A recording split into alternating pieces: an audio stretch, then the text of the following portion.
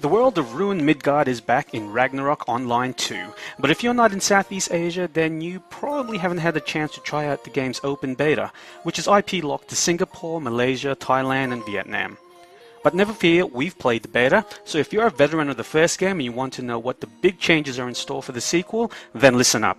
Because coming up now is the top 10 things you need to know about Ragnarok Online 2. Number 1. The story. Ragnarok Online 2, as you can guess, is a direct sequel to Ragnarok, but the sequel's story takes place more than 300 years after the events of the original.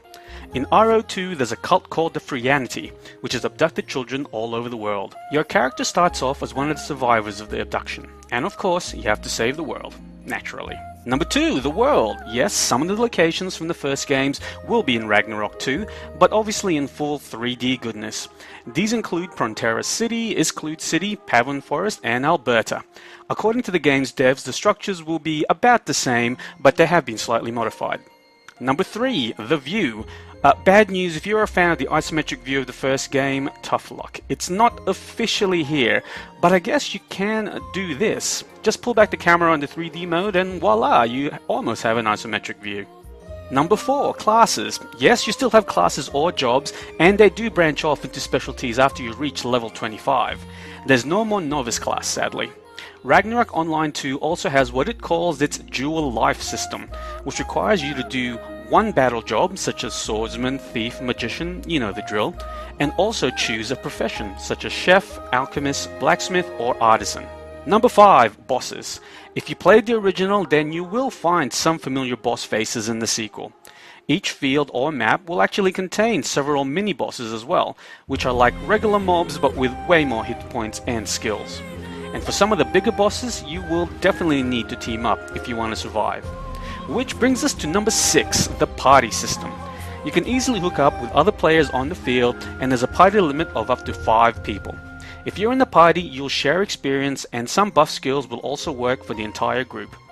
If you want a deeper party experience, then you can also create a guild, but that requires some in-game currency to set up. Guilds have the ability to gain experience, which then opens up things like the ability to recruit more members or access guild storage.